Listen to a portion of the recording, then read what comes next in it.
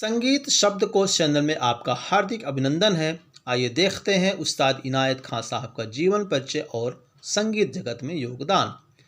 सितार को लोकप्रियता की पराकाष्ठा तक पहुंचाने वाले अपने युग के सर्वोत्कृष्ट लोकप्रिय कलाकार उस्ताद इनायत खां का जन्म 16 जून 1895 ईस्वी को इटावा में हुआ।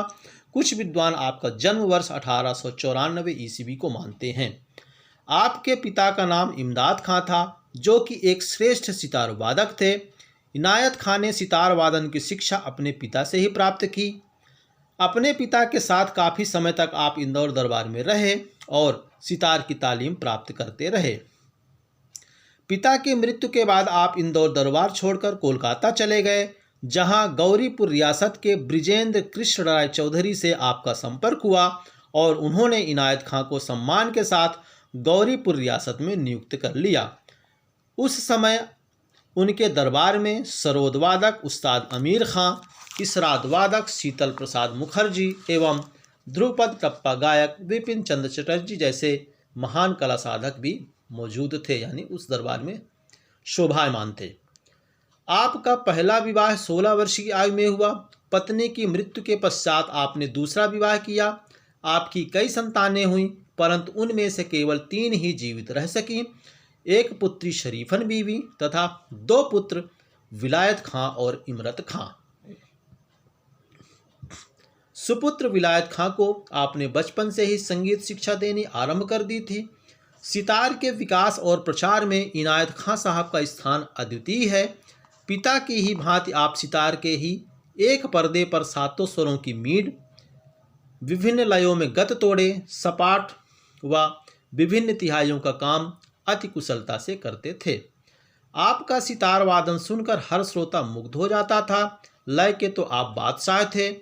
सितार वादन में जितनी आपकी तैयारी थी, उतना ही दिल पर असर करने वाला स्वर का काम भी। आप एक बेजोड़ सितारिया थे।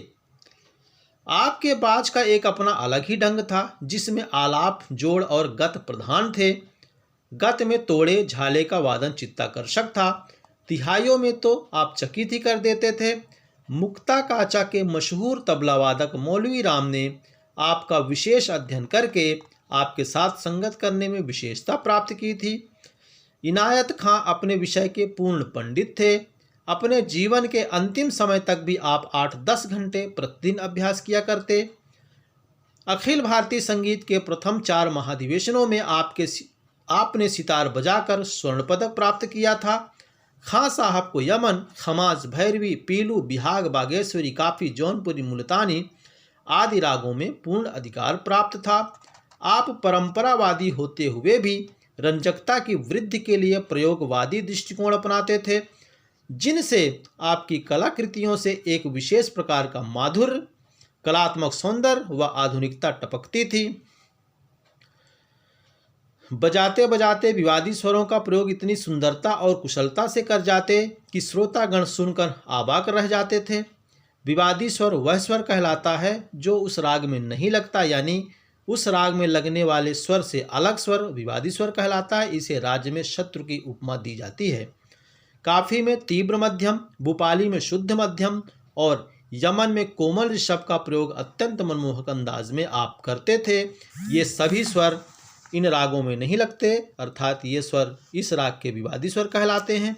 एक बार किसी जिज्ञासु के पूछने पर कि जब काफी में तीव्र मध्यम नहीं लगता तो आप क्यों लगाते हैं, तो आपने इसका उत्तर दिया कि जिस स्वर के प्रयोग ने मुझे 7 सोने के मेडल दिए हैं, उसे मैं क्यों ना प्रयोग करूं। यह सुनकर प्रश्नकर्ता निरुत्तर हो गए। आप सितार के साथ साथ सुरबहार भी बजाते थे। भारत के कई शहरों में आपने सितार तथा सुरबहार वादन प्रस्तुत किया था। पूरे कलकत्ता में सितार को एक लोकप्रिय वाद्य के रूप में प्रचलित करने का श्रेय इनायत खां को ही प्राप्त है। बहुत से लोगों को आपका सितार सुनकर ही सितार बजाने का शौक जागा और परिणाम यह निकला कि कलकत्ता यानी वर्तमान कोलकाता के लगभग सभी घरों में सितार दिखाई देने लगा। किसी भी वादक कलाकार ने जनता में इतनी ख्याति प्राप्त नहीं की जितनी की आपने। यदि यह कहा जाए कि आपके सितार का बाज उस समय प्रचलित सितार के अन्य बाजों पर पूर्ण रूप से छा गया था तो गलत न होगा। बंगाल के बहुत से रईस आपके शागिर्द हुए और आपसे यह विद्या सीखी। विशेषकर गौरीपुर के महाराजा ने आपको वर्षों अपने पास रखा और आपसे सितार सीखा। खां साहब ने अनेक शिष्यों को तालीम प्रदान की, जिनमें से विशेष उल्लेखनीय हैं उनके पुत्रद्वय उस्ताद विलायत खां और उस्ताद इमरत खां एवं अन्य शिष्यों में पंडित ध्रुवतारा जोशी और श्रीमती रेणुका शाह आदि। आपके सभी शिष्य और पुत्र आगे चलकर ख्यातिलब्ध कलाकार हुए हैं और उनमें से आपके ज्येष्ठ पुत्र विलायत खां एक अद्वितीय कलाकार के रूप में अपनी पहचान स्थापित किए हैं, जो पंडित रविशंकर की ही समान लोकप्रिय और एक चमकते हुए सितारे की भांति सबके दिलों पर राज करते रहे हैं और आज भी आपका नाम आदर के साथ लिया जाता है। सन 1938 ईस्वी में प्रयाग में आयोजित एक विशाल संगीत सम्मेलन में शिरकत करने के लिए उस्ताद इनायत खां अपने ज्येष्ठ पुत्र विलायत खां के साथ गए। वहां पर आप ज्वर यानी बुखार से इतने पीड़ित हो गए कि अपना कार्यक्रम भी न दे पाए और आपके स्थान पर विलायत खां ने सितार बजाया। घर लौटते समय रेल में ही आप सहसा अचेत हो गए। किसी प्रकार कोलकाता पहुंचे और दूसरे दिन 11 नवंबर 1938 ईस्वी को प्रातःकालीन परलोक सिधार गए। कुछ विद्वान यह तिथि यानी दिनांक 10 नवंबर बताते हैं। उस समय ज्येष्ठ पुत्र विलायत खां की आयु मात्र 11 वर्ष तथा कनिष्ठ पुत्र इमरत की मात्र 6 वर्ष थी।